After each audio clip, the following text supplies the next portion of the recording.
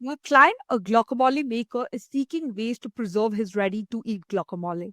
Sterilization and pasteurization are not viable options due to product's temperature sensitivity. So he is looking for an alternative method that can extend shelf life without compromising on the nutritional content and quality of the product. He is prepared to invest heavily in setting up the facility. The advantages exceed the disadvantages. He has therefore come to ask you your professional opinion on the issue. So let's take a look at the case setting. Guacamole manufacturer wants to use a non-thermal method to extend the shelf life of his product. Before diving into the methodology that can be used, let's understand product characteristics.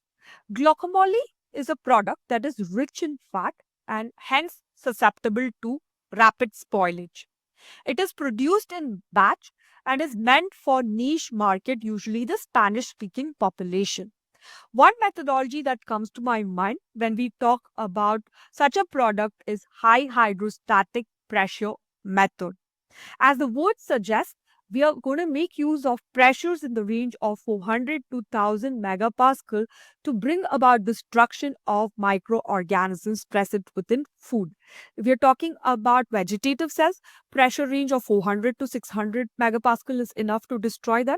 If we are talking about spore, pressure of around 1000 to 1200 megapascal is required. It is based on Lou Chatelier's principle, which states any reaction that is accompanied by decrease in volume is favored at high pressure, meaning that pressure and volume are inversely proportional to one another. So if you increase pressure, there is a decrease in volume and vice versa. To explain this, I have made this diagram. You have a closed system, and in the closed system, the volume is constant.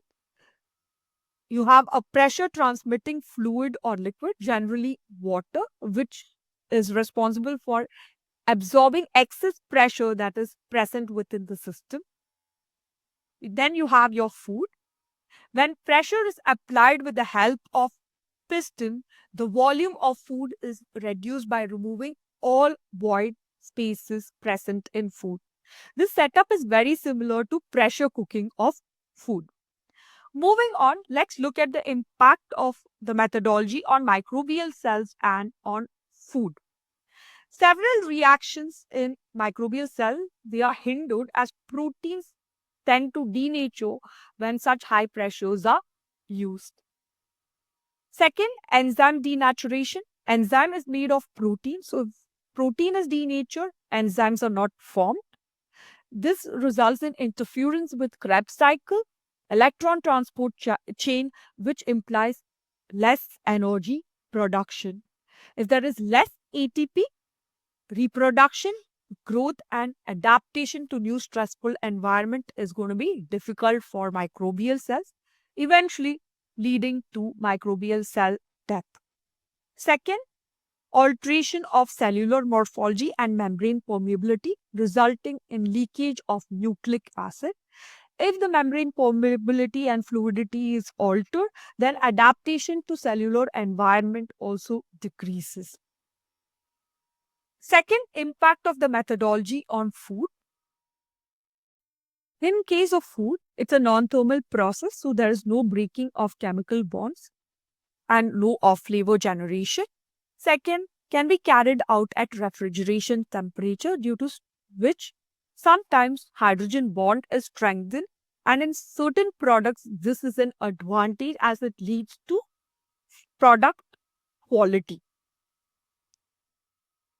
So, what are the advantages of this method in comparison with traditional methods like pasteurization and sterilization?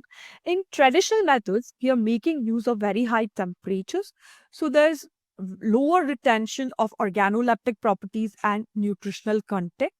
On the other hand, when we make use of new preservation technology, most of it being non-thermal, aids in better retention of nutritional and organoleptic properties like that of similar natural product. As a result, consumers have a positive outlook about these products and they are more than willing to buy such a product. Second is improved shelf life extension, as chemical reactions are inhibited. A, because there is no temperature effect. B, because proteins are denatured, so enzymes are not available for augmenting the reaction. Third, it's cheap and convenient. If you look at the initial investment cost, it's expensive, but in the long run, this is a cheaper method. It's convenient in the sense that the process is quick and all you have to do is put your food in the automated machine, set all the parameters. There is no pre-preparation required. Last but not the least, it's more to do with irradiated food products. When you subject food product to a process like irradiation, consumers, they have a negative connotation about the product as you have to label the product as irradiated. They tend to believe that food could potentially be radioactive. Now, this is true because you cannot expect a layman to know the dosage level of radiation used to carry out irradiation process. As a result, they have a negative impression about the whole process.